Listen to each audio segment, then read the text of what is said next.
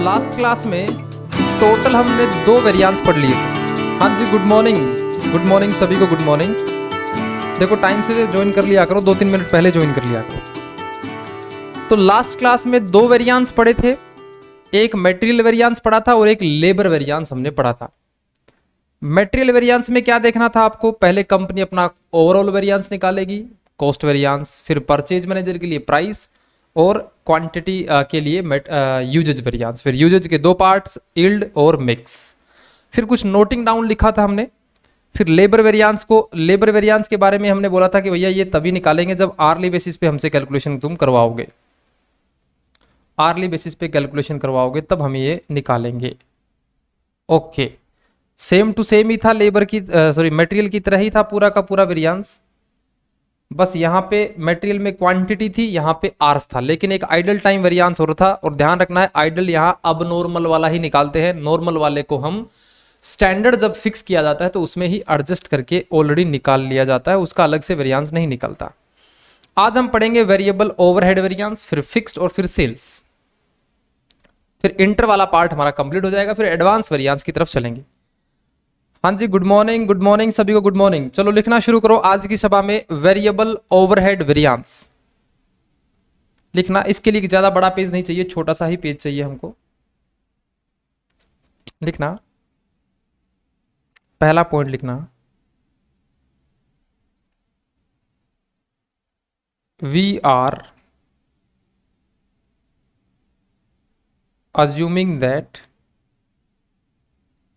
variable overhead incurred on the basis of hours। हम ये मान रहे हैं कि वेरिएबल जो खर्चे होते हैं वो आर्ली बेसिस पे होते हैं, मतलब टाइम बेसिस पे होते हैं, टाइम बेसिस पे होते हैं, ये हम मानते हैं। दूसरा पॉइंट लिखेंगे, if in question separate hours for variable overhead is not given, then use labor hours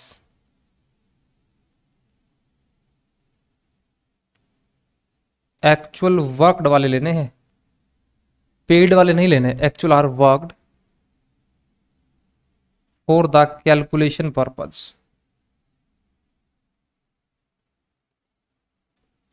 हमने कहा कि अब हम जब भी मैन्युफैक्चरिंग करते हैं तो हमको मटेरियल, लेबर, वेरिएबल ओवरहेड और फिक्स ओवरहेड 4 ही खर्चे करने होते हैं।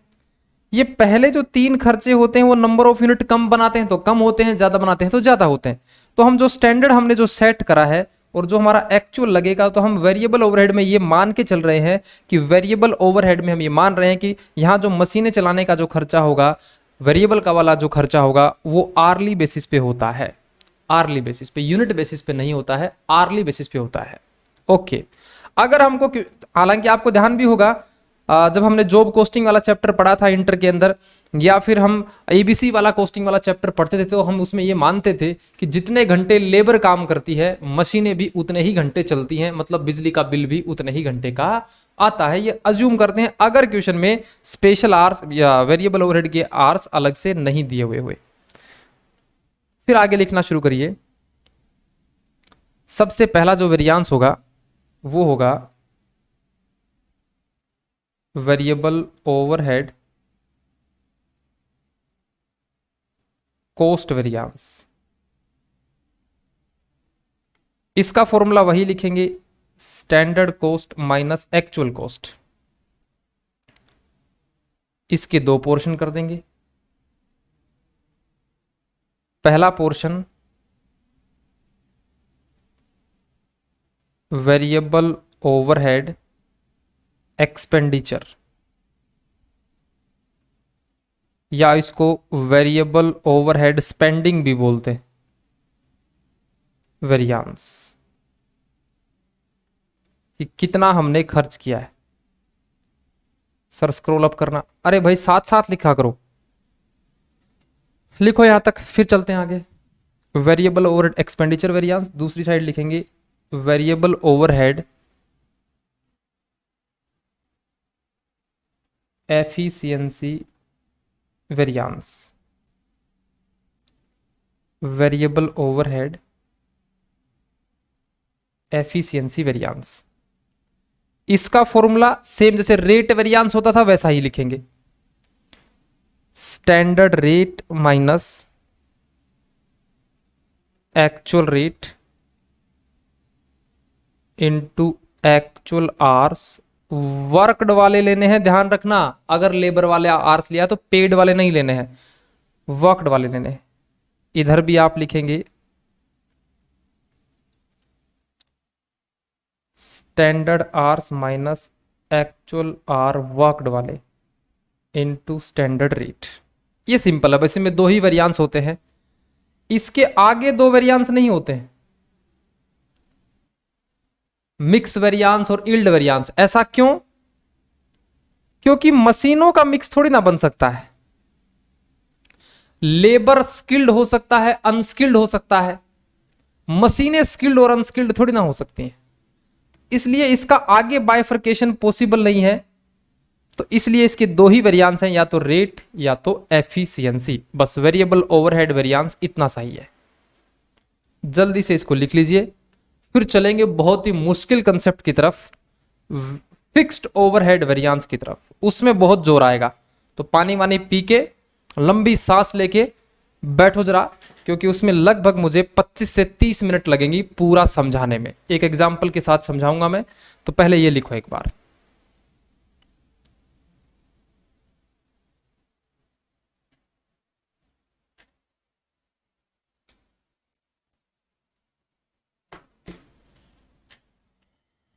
लिख लिया हो तो बताएंगे मुझे एक बार।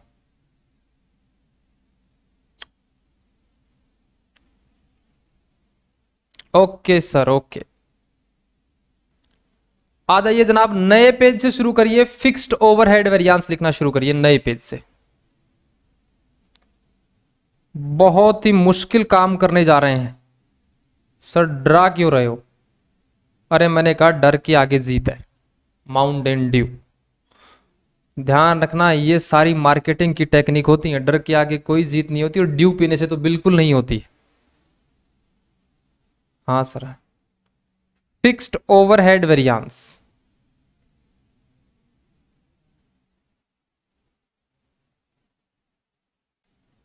इसके अंदर पहले दो तीन बातें लिखो आप, लिखना we know that in cost accounting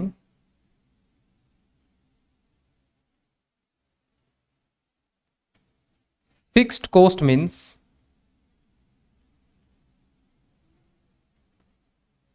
cost related to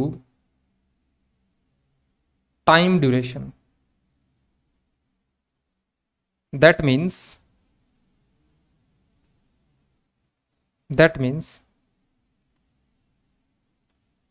fixed cost total amount is same irrespective of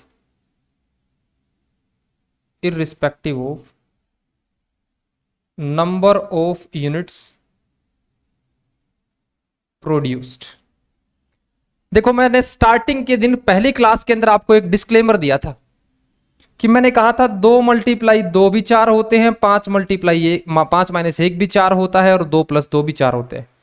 institute कलाकार नहीं बनाना चाहता हमको, एक तरीका ही सिखाऊंगा मैं आपको फिक्स्ड ओवरहेड वेरिएंस का, और पहला प्यार समझ के आप, पहले प्यार को पहला अंजाम समझ के आप इसको समझना है आपको। इस चैप्टर को समझ में आ गया तो बहुत बढ़िया, लेकिन नहीं समझ में आया तो ध्यान रखना बेवफा हो जाओगे।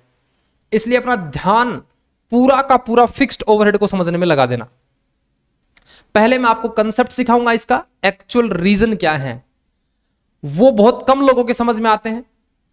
उसी के बाद में मैं बताऊंगा एग्जाम में इंफॉर्मेशन को कैसे परोसना है। दोनों चीज आपको आनी चाहिए, एग्जाम में नंबर किसी भी हालत में नहीं कटना चाहिए। तो आइए पॉइंट नंबर 1 जानिए। मैंने कहा हम ये जानते हैं कि कॉस्ट अकाउंटिंग की भाषा में फिक्स्ड कॉस्ट का जो मतलब है ये है कि cost related to time, time duration की कॉस्ट होती है, दैट इज ये इररिस्पेक्टिव होती है, मतलब इसका नंबर ऑफ यूनिट कम बनाओ ज्यादा बनाओ इसका कोई इंपैक्ट नहीं पड़ता, ये टोटल में सेम रहती है।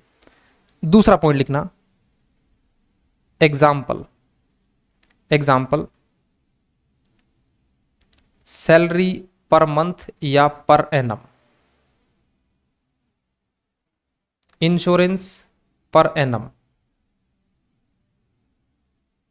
Depreciation per annum,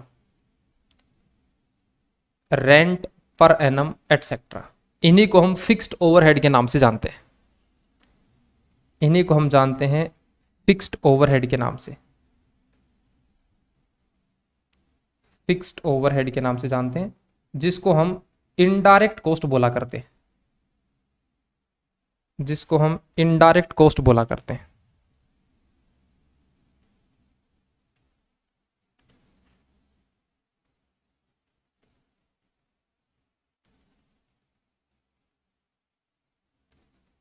fixed overhead, और ओवरहेड है इसलिए इसको हम इनडायरेक्ट कॉस्ट बोलते हैं।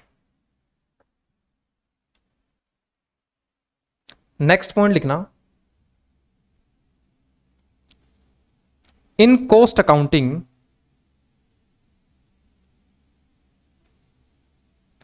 indirect cost is recovered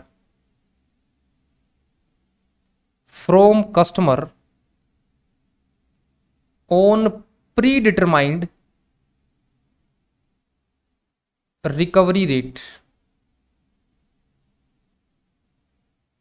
In cost accounting, indirect cost recovered from customer on predetermined recovery rate. इसी बात को समझा रहा हूं मैं आपको कि कस्टमर से पैसा लिया कैसे जाता है। एक डायग्राम बनाएंगे, आप एक डायग्राम बनाएंगे। देखो, मैंने कहा ये है हमारी कंपनी, इस कंपनी में साल का शुरुआती दिन ये है और हम प्रोडक्शन करते जाएंगे, कस्टमर आते जाएंगे और साल का एंड ये है। यहां आप लिखना 1 जनवरी है और यहां लिख देना 31 दिसंबर। ओके, एक्चुअल लॉजिक समझा रहा हूं, फिर एग्जाम के हिसाब से ये कुछ काम नहीं आना। एग्जाम के हिसाब से, एग्जाम में बस क्या करना है आपको, फॉर्मूला पुट करके आंसर, लेकिन फॉर्मूला याद नहीं रहता, उसके लिए आपको ये सीखना पड़ेगा। एग्जाम में कभी एक्सप्लेनेशन नहीं मांगेगा फिक्स्ड ओवरहेड का, इसीलिए आपको पहले कहानी याद रखनी पड़ेगी, जो लॉजिक है वो, उसी के बेसिस पे आप सॉल्यूशन तक पहुंच पाओगे। अब मैं आपसे छोटे छोटे सवाल करूंगा, सभी लोग जवाब देना। मैंने कहा यार एक बात बताओ, कोई कस्टमर आपकी दुकान पे आता है तो कस्टमर कब आता है? सर, कस्टमर और भगवान कभी भी आ सकते हैं, इनका कोई आने का समय नहीं होता, इसीलिए कस्टमर को भगवान का रूप, भगवान का नाम दिया जाता है। मैंने कहा यार आज ही मैंने कंपनी खोली थी और आज ही कस्टमर आ गया मेरे पास में। मैं तो चेयर बना के बेचता हूं, चेयर बना के बेचता हूं, आज ही कस्टमर आ गया। कस्टमर बोला भाई एक चेयर कितने की दोगे? मैंने कहा यार कितने की दूंगा, इसको निकालने के लिए तो टोटल कॉस्ट होनी चाहिए प्लस प्रॉफिट होना चाहिए, तब सेल प्राइस निकलेगी। टोटल कॉस्ट में दो होती हैं, डायरेक्ट और इनडायरेक्ट कॉस्ट। एक चेयर के अंदर डायरेक्ट कॉस्ट कितनी लगी है उसका पता तो इसी दिन लग जाएगा जिस दिन कस्टमर आया है, कि चेयर को देखेंगे उसमें लकड़ी कितने रुपए की लगी है, अकॉर्डिंगली जोड़ लेंगे।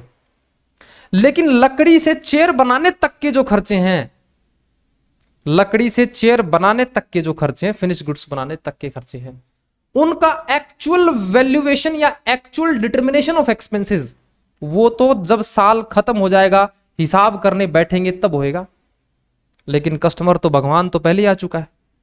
इसका मतलब होता है कि कॉस्टिंग के अंदर टोटल कॉस्ट का जो कैलकुलेशन किया जाता है कस्टमर के लिए, मतलब कस्टमर का जो बिल बनाया जाता है ना, उसमें टोटल कॉस्ट निकाली जाती है। तो डायरेक्ट कॉस्ट तो एक्चुअल लिखी जाती है, जितनी कस्टमर का काम करने में लगी है उतना ही पैसा। और दूसरा जो इनडायरेक्ट कॉस्ट होती है ना, वो एस्टिमेटेड बेसिस पे रिकवर करी जाती है थोड़ा थोड़ा करके। सर थोड़ा थोड़ा करके कैसे? मैंने कहा इसको एक थोड़ा सा लंबा एग्जांपल लेके समझाना पड़ेगा मुझे।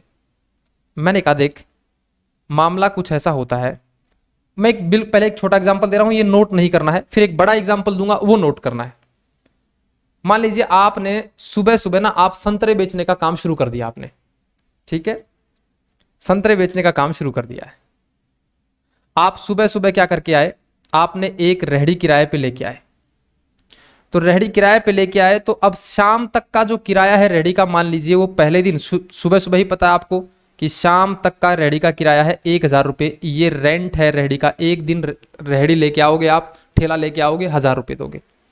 संतरे जो खरीद के लाए आप मार्केट से, वो खरीद के लाए 50 रुपया पर किलो के भाव संतरे खरीद के लाए मार्केट से, आपने संतरे सजा दिए हैं अपनी रेहड़ी पे। बात को सुन लेना ढंग से, फिर इसी एग्जाम्पल को मैं मैन्युफैक्चरिंग इंडस्ट्री में लगाऊंगा। अब शाम तक कितने ग्राहक आएंगे ये तो पता ही नहीं। सुबह सुबह जब रेहड़ी लगाई तो एक ग्राहक आया, बोला भाई साहब 1 किलो संतरे दे दो। मैंने बोला भाई क्या भाव लगाएं, तो मैंने अपने दिमाग में कैलकुलेशन करी, 50 रुपए के तो संतरे हैं, ये तो लेने ही लेने, प्लस 1,000 रुपये रेंट भी तो लेना है इससे। मैंने बोला भाई साहब 1 किलो दूंगा 1,050 रुपये का।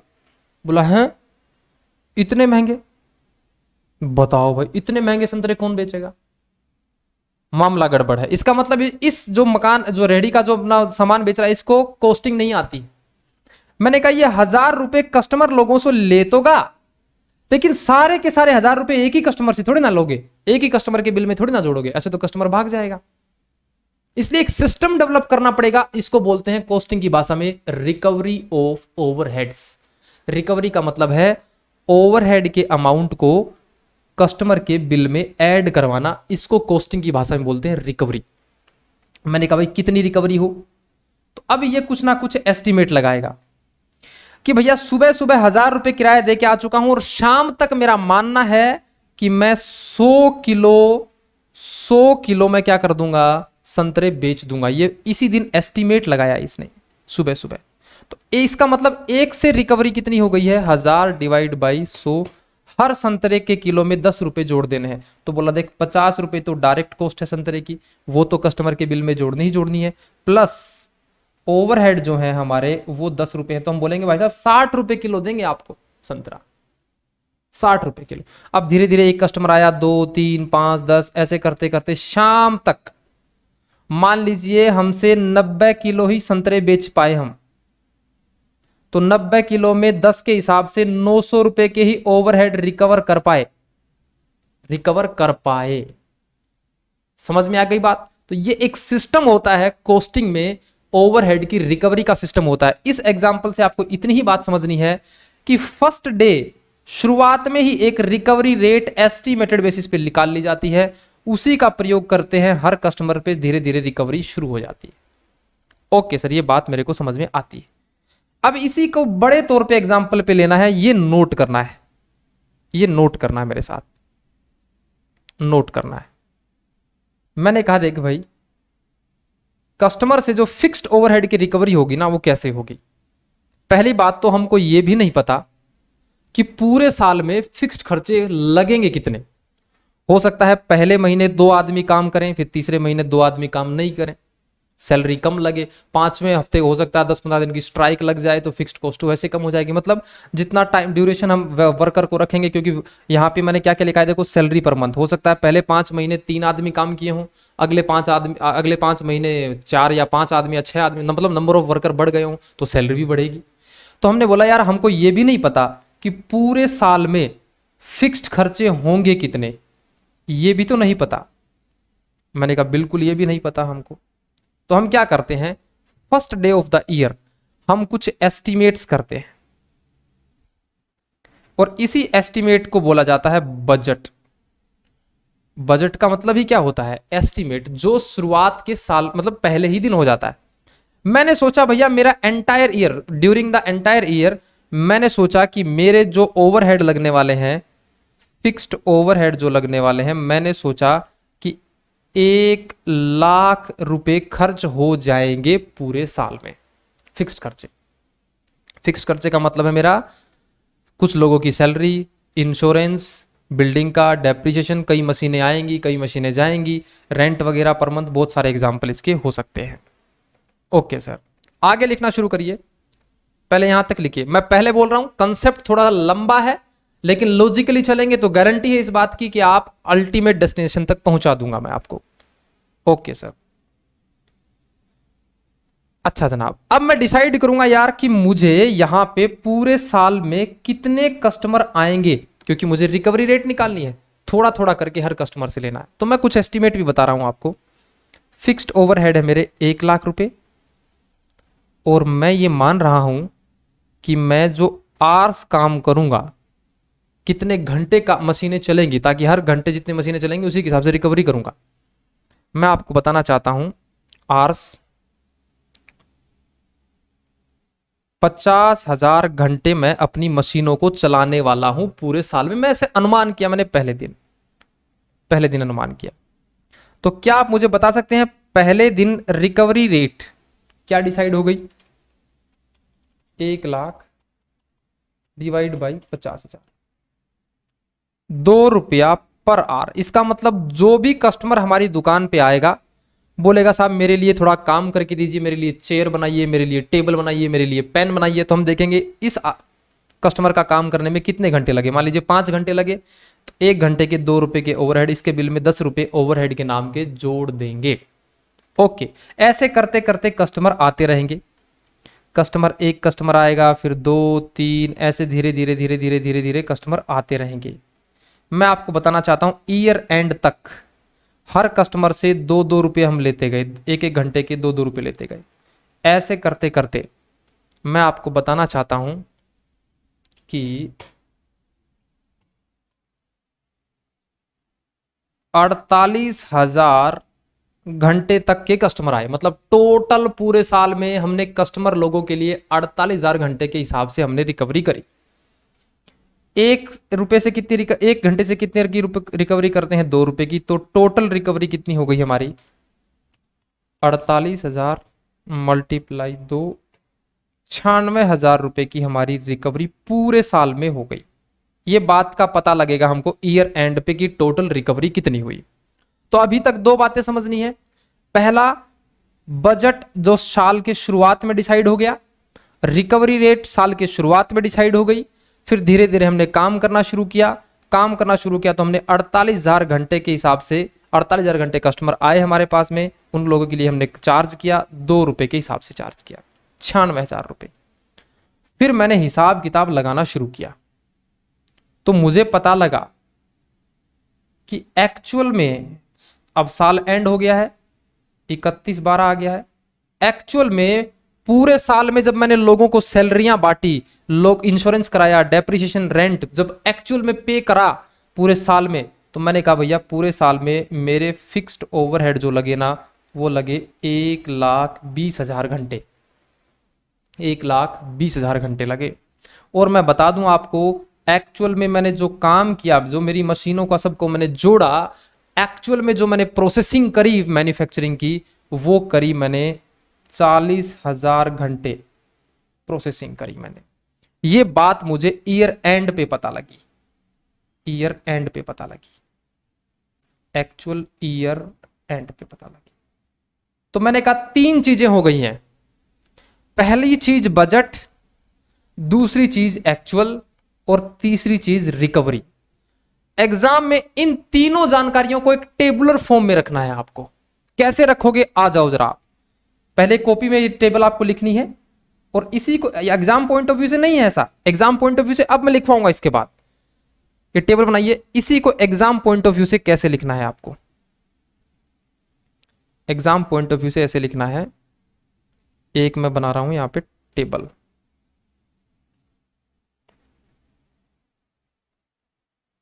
टेबल में 3 कॉलम बनाएंगे हम। पहले में हम लिखेंगे budgeted hours, budgeted rate, budgeted cost.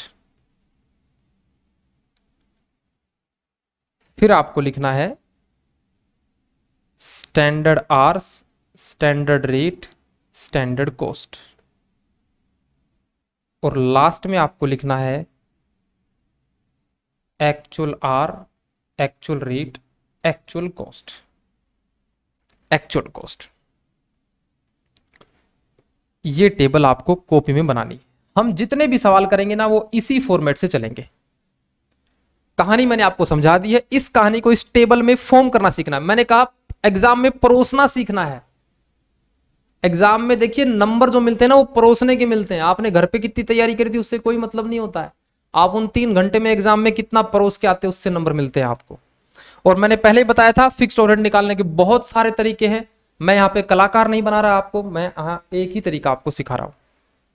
Okay sir, साल के शुरुआत में हमने डिसाइड किया था कि हम 50,000 घंटे काम करेंगे, 1 घंटे का, और हमारे खर्चे फिक्स्ड खर्चे 1 लाख लगेंगे और हर घंटे से 2 रुपए की रिकवरी की जाएगी। ये पहले दिन डिसाइड हो गया, उसको बोलते हैं बजट। ओके, साल के एंड में हमको पता लगा कि भैया एक्चुअल में तो हमने 40,000 घंटे ही काम किया, मशीनें 40,000 घंटे ही घुमाई, और खर्चे जो एक्चुअल में इंश्योरेंस, सैलरी, डेप्रिसिएशन, रेंट, ये सारे मिलाए तो 1,20 हो गए, 1,20 हो गए। और बीच वाले में जो स्टैंडर्ड वाली टेबल है इसमें रिकवर्ड ओवरहेड लिखने पड़ते हैं। रिकवर्ड, रिकवर्ड मतलब हमने जो काम किया है यहाँ पे 48,000 घंटे, 2 रुपए की रेट, और टोटल 96,000 रुपए की रिकवरी करी है।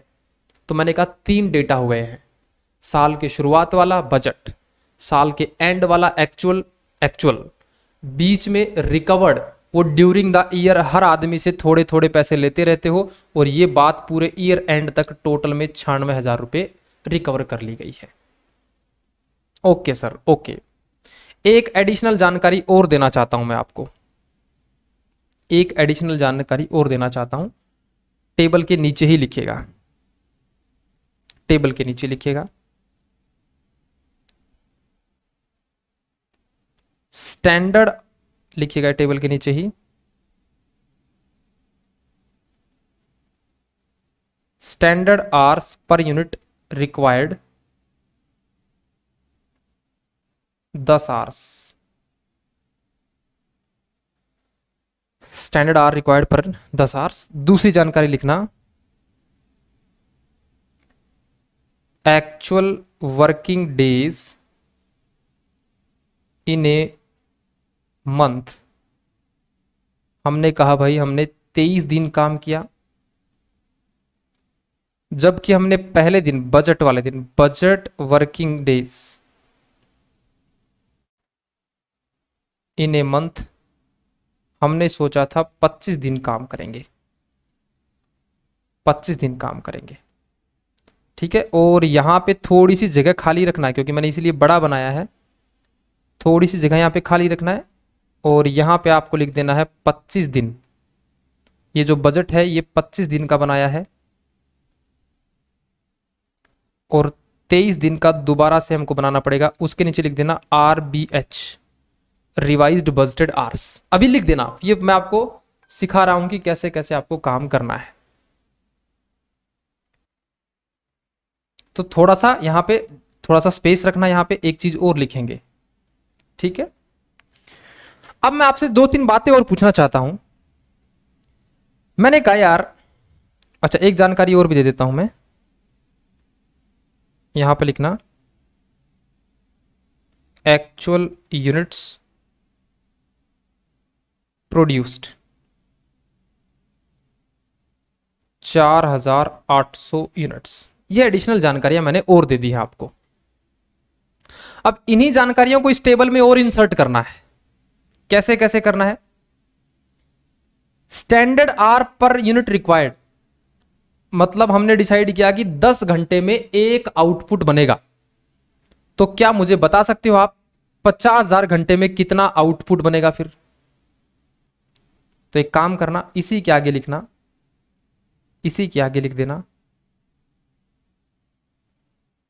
Budgeted output. 50,000 घंटे हैं, 1 यूनिट 10 में बनेगी, तो 5,000 यूनिट्स, 5,000 यूनिट्स बजटेड आउटपुट है हमारा। ओके, फिर मैंने बोला यार एक्चुअल आउटपुट कितना है, वो क्वेश्चन ने ही हमको बता रखा है। एक्चुअल आउटपुट है हमारा 4,800 यूनिट्स। मैं आपसे एक बात जानना चाहता हूं, क्योंकि आप मटेरियल वेरिएंस, लेबर और वेरिएबल ओवरहेड भी पढ़ चुके हो। क्या आपको लगता है जो आपका स्टैंडर्ड आउटपुट होगा, मतलब स्टैंडर्ड जो आउटपुट होगा वो भी कितना होएगा, एक्चुअल के बराबर होगा या बजट के बराबर होगा? नहीं सर, जब भी वेरिएंस कैलकुलेट करेंगे तो स्टैंडर्ड डेटा एक्चुअल डेटा दोनों का बेस लेवल क्या होएगा, बराबर होएगा। क्योंकि रिकवरी आप उतने ही कस्टमर से तो करोगे जितने कस्टमर एक्चुअल में आएंगे तुम्हारे पास। तो एक काम करना है, यहां पे स्टैंडर्ड आउटपुट में हमने लिखा भाई 48,000 घंटे हैं, एक में 10 लगता है तो 4,800 यूनिट्स ही होंगे। एक बात यहां गांठ मार के रख लेना, सवाल को जब तक शुरू नहीं करेंगे जब तक एक्चुअल आउटपुट और ये दोनों ये क्या नहीं हो जाए, सेम नहीं हो जाए, जब तक सवाल को शुरू नहीं करेंगे। ऑलवेज सेम होने चाहिए, ऑलवेज सेम। और यहीं पे एक बात और लिख लेना, एक बात और लिख लेना कि देखो स्टैंडर्ड डेटा और एक्चुअल डेटा का आउटपुट तो सेम होना ही चाहिए। जिस डेटा का आउटपुट सेम नहीं होता उसको ही हम बजट बोलते हैं। अब मैंने कहानी उल्टी घुमा दी है, ध्यान से सुनना मेरी बात को, ऊपर से जाएगी। अभी मैंने आपको इस डायग्राम में बताया बजट वो होता है जो पहले दिन डिसाइड होता है, एक्चुअल वो होता है जो लास्ट दिन डिसाइड होता है। अब मैं इसी बात को दूसरे शब्दों में बोल रहा हूं, मैं बोल रहा हूं कि स्टैंडर्ड डेटा का आउटपुट और एक्चुअल डेटा का आउटपुट हमेशा सेम रहेगा। बजट का आउटपुट कुछ भी हो सकता है, क्योंकि ये पहले दिन डिसाइड किया गया था, तो ये एस्टिमेट बेसिस पे कुछ भी हो सकता है, कम ज्यादा। मतलब इन दोनों का अगर 4800 है तो ये 5,000 भी हो सकता है, 4100 भी हो सकता है, 4200 भी हो सकता है, कुछ भी हो सकता है, कोई दिक्कत वाली बात नहीं है। तो इसका मतलब एक लाइन और बोलना चाहता हूं, जिस डेटा का आउटपुट एक्चुअल के बराबर होगा उसको तो बोलेंगे स्टैंडर्ड, और जिस गिवन डेटा का आउटपुट एक्चुअल के बराबर नहीं होगा उसको बोलेंगे बजट। बजट, ये बात भी मैं आपको लिखवा देता हूं, ये बात भी लिखवा देता हूं, हिंदी में लिख लेना, इसी के नीचे टेबल के नीचे हिंदी में लिख लेना ये वाली बात। जिस डेटा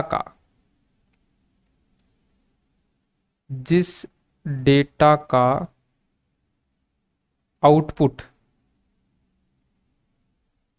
एक्चुअल के बराबर होगा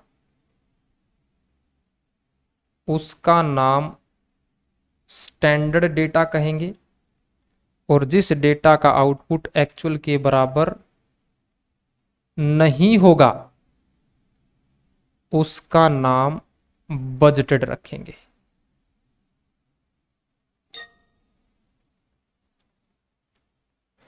बजटेड रखेंगे। तो मैंने क्या किया है, ऊपर वाली जानकारी को टेबुलर फॉर्म में रखना सिखाया है पहले आपको। एक बार इस फॉर्म में रखना सीख लेंगे ना, फिर सारे के सारे सवाल में क्या करना है, बस एक ये टेबल बनानी है, बात ही खत्म हो जाएगी। Okay sir, okay. तो चलो इस बात को भी आप इस टेबल में कैसे फिट करोगे, देखो इस टेबल में कहां कहां लिखोगे। आपको यहां लिख देना है 5,000 आउटपुट, यहां लिख देना है 4,800 आउटपुट, यहां भी लिख देना है 4,800 आउटपुट, और यहां ब्रैकेट में एक चीज और भी लिख देनी है कि ये हमने दुकान जो ओपन करी है वो 23 दिन ही दुकान ओपन करी है, 23 डेज ही ओपन करी, जबकि डिसाइड किया गया था कि हम इसको दुकान को हम कब ओपन करेंगे, 25 दिन के लिए ओपन करेंगे, एक महीने में। ओके सर, अब वेरिएंस निकालने पे आ जाइए। वेरिएंस निकालने के लिए एक बड़ा पेज ले लीजिए एक साइड का, तो क्योंकि एक चार्ट में ही निकालेंगे हम सारे वेरिएंस, तो थोड़ा इजी रहेगा, आपका एक साइड का पूरा पेज लग जाएगा उसमें। तो पहला वेरिएंस लिखिए, उसका साथ में एक्सप्लेनेशन भी लिख के चलना है। बीच के अंदर लिखिए सबसे पहला variance, fixed overhead cost variance, fixed overhead cost variance. Hindi में लिखिएगा इसका मतलब, फिक्स्ड ओवरहेड रिकवरी कितनी हुई और फिक्स्ड ओवरहेड इनकर्ड कितने हुए। इसी बात को स्टैंडर्ड कॉस्ट बोलते हैं, इसी बात को एक्चुअल कॉस्ट बोलते हैं। मतलब कस्टमर लोगों से रिकवर कितना हुआ और दुकान में एक्चुअल में खर्चा कितना हुआ। कस्टमर लोगों से रिकवर कर पाए हम 96,000 रुपए, जबकि दुकान में खर्च हो गए 1,20,000 रुपए। तो हमको क्या करना है, 96,000 माइनस 1,20 इक्वल टू 24,000 रुपए की कम रिकवरी हुई है, एडवर्स। 24,000 रुपए की कम रिकवरी। अब हम जानना चाहते हैं कि भैया ये 24,000 की रिकवरी के रीजन क्या रहे। तो 2 रीजन लिखने हैं इसके, आप खुद सोचिए। अब देखो थोड़ी लंबी कहानी हो गई है, तो ध्यान से पढ़ना मेरी बात को। टोटल हमने बोला यार कस्टमर लोगों से 24,000 रुपए कम रिकवर हो पाए। इसका रीजन क्या रहा। ये 96 रिकवर इसलिए कम हो पाए क्योंकि रेट में कमी थी, और रेट जो डिसाइड हुई थी वो पहले दिन बजट वाले दिन डिसाइड हुई थी। इसका मतलब एक कमी तो ये रही कि तुमने जो बजट डिसाइड किया था वो और जो एक्चुअल में खर्चे हुए वो। ऊपर वाला डायग्राम देखिए, इस वाले में, बड़े वाले में पहले दिन बजट डिसाइड किया था 1,00,000 का, जबकि बजट डिसाइड करना चाहिए था 1,20 का। तो पहला रीजन तो ये रहा कि हमारा बजट डिसाइड करने में ही गलती हो गई, बजट डिसाइड करने में ही गलती हो गई। तो आइए भक्तों इस बात को लिखिएगा।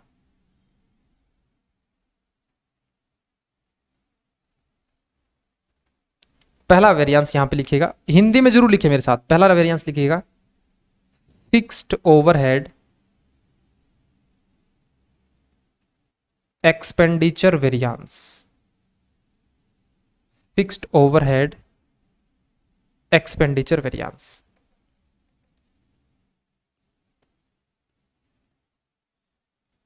ठीक है, हिंदी में लिखिएगा बजट बनाने में गलती, बजट बनाने में गलती,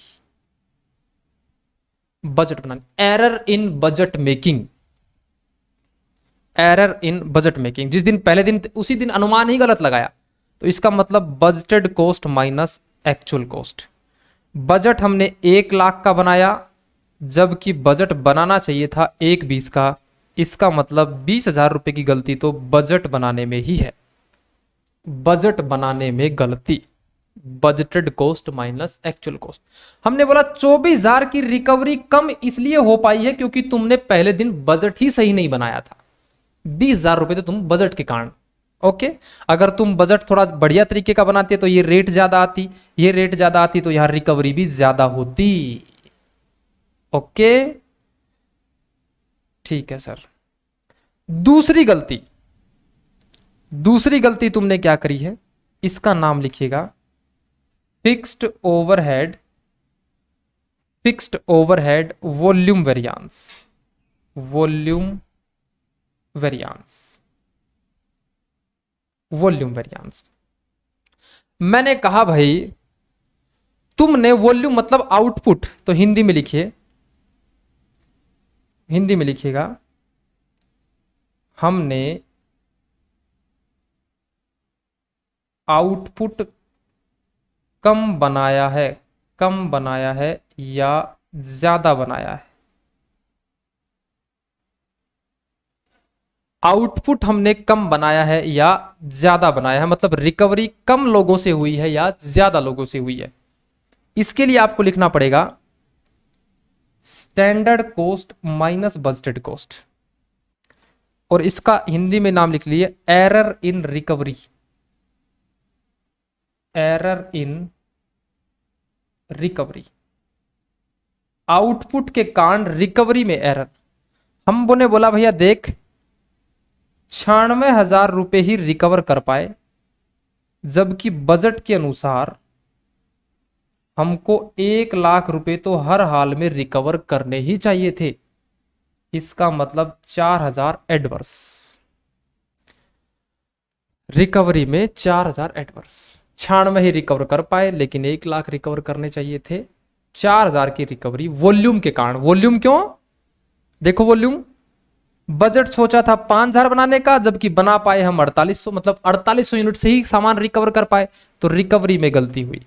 तो अगर अगर यहां पे ये वाला कम होता, मतलब मान लीजिए ये ऐसा होता, ये 5,000 और ये 6,000 होता, तो ये फेवरेबल होता। वॉल्यूम ज्यादा बनाना फेवरेबल ही होता है, रिकवरी ज्यादा लोगों से करना फेवरेबल, रिकवरी कम लोगों से करना एडवर्स। ओके, ध्यान रखना, स्टैंडर्ड डेटा पहले लिखा हूं, बजट बाद में लिखा हूं। ओके, ठीक है सर। बस अब तो बस अंतिम पड़ाव की ओर है हमारा। 3 वेरिएंस यहां लिखिएगा, 3 वेरिएंस यहां लिखिए। Efficiency variance,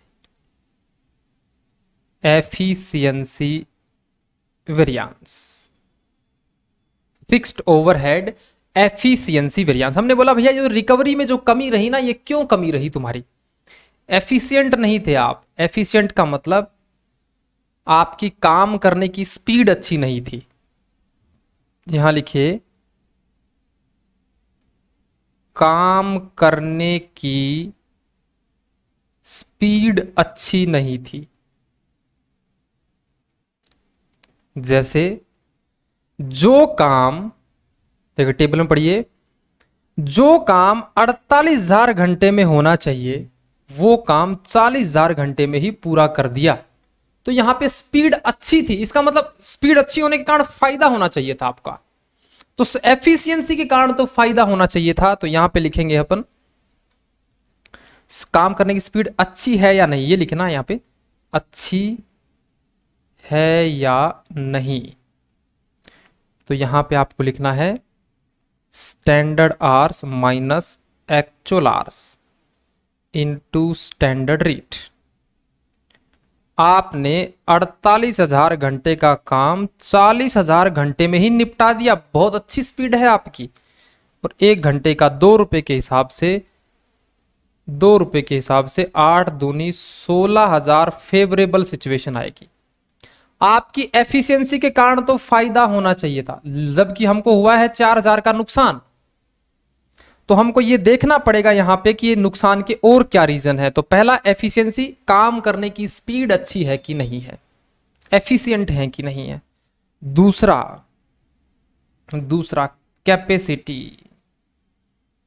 capacity variance. Capacity variance का मतलब है कि आपने जितने घंटे काम करने की कैपेसिटी इंस्टॉल की हुई है, अपनी कैपेसिटी को यूज किया है कि नहीं किया। तो यहां पे लिखना 23 दिन में कितने घंटे मैन्युफैक्चरिंग कर सकते थे, कितने घंटे मैन्युफैक्चरिंग कर सकते थे, और 23 दिन में कितने घंटे मैन्युफैक्चरिंग की है। मतलब आपने काम कम समय किया या ज्यादा समय किया। तो देखो बच्चों, 23 दिन में कितने दिन की कितने कितने देर काम कर सकते थे। तो हमने कहा यार 25 दिन में हमने 50,000 घंटे काम कर सकते थे। तो 23 घंटे में 23 दिन में कितना काम कर सकते थे। तो जस्ट आपको क्या करना है, 50,000 घंटे काम कर सकते थे 25 दिन में, तो 23 दिन में कितना कर सकते थे। तो यहां आपको लिख देना है 46,000 घंटे। 46,000 घंटे 2 रुपए की रेट से, 2 रुपए की रेट से 92,000 का ही ये रिवाइज्ड बजट बोलेंगे इसको हम। तो यहां पे आपको लिखना है, तो 23 दिन में कितने घंटे मैन्युफैक्चरिंग कर सकते थे, कितने घंटे मैन्युफैक्चरिंग करी है। तो लिख देना actual hour minus revised budgeted hour into standard rate. हमने एक्चुअल में 40,000 घंटे ही मशीनें चलाई, जबकि 23 दिन अगर दुकान खोली है तो तुमको 46,000 घंटे मशीनें चलानी चाहिए थी। 12,000 रुपए क्या आ गए आपके एडवर्स। और लास्ट वेरिएंस है हमारा calendar variance. Calendar variance, budget बनाने में कितने दिन की गड़बड़ करी आपने। बजट बनाने में दिन की गड़बड़, दिन की गड़बड़। बजट कम दिन का बनाया या ज्यादा दिन का बनाया, या कम का बनाना चाहिए था या ज्यादा का बनाना चाहिए था। तो आप यहां पे लिखेंगे revised budgeted cost minus budgeted cost. तो रिवाइज्ड बजटेड कॉस्ट है हमारी 92 और 1 लाख। तो यहां आप लिख देंगे 92 माइनस 1 लाख इंटू 8,000 एडवर्स। जोड़ के देखो क्या इन तीनों का जोड़ 4,000 एडवर्स आ रहा है कि नहीं आ रहा। 12 8 20, 20 माइनस 16, 4,000 एडवर्स। खत्म। लो जी, फिक्स्ड ओवरहेड यहां पे हो गया है आपका खत्म। अभी 90% खत्म हुआ है। तो आपको ये बात ध्यान रखनी पड़ेगी पूरे के पूरे कैलकुलेशन में। ओके, नीचे लिखिएगा इसके कुछ नोट, कुछ नोटिंग लिखनी है आपको नीचे।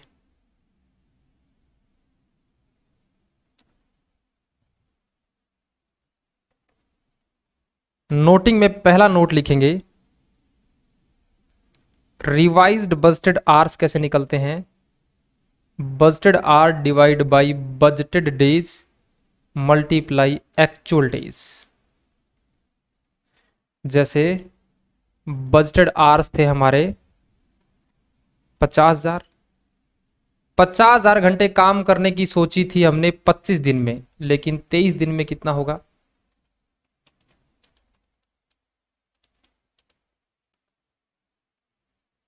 46,000 घंटे। ओके, तो एग्जाम में आपको ये रीजन नहीं लिख के आने हैं जो एक्चुअली मैंने बताए हैं, बस आपको आंसर लिख के आना है। दूसरा नोट लिखिएगा, दूसरा नोट लिखिएगा budgeted rate and standard rate will always same. ये दोनों रेट सेम रहेंगे क्योंकि बजट कम या ज्यादा आउटपुट का होता है और स्टैंडर्ड डेटा उतने ही आउटपुट का होता है जितना एक्चुअल में प्रोड्यूस किया है।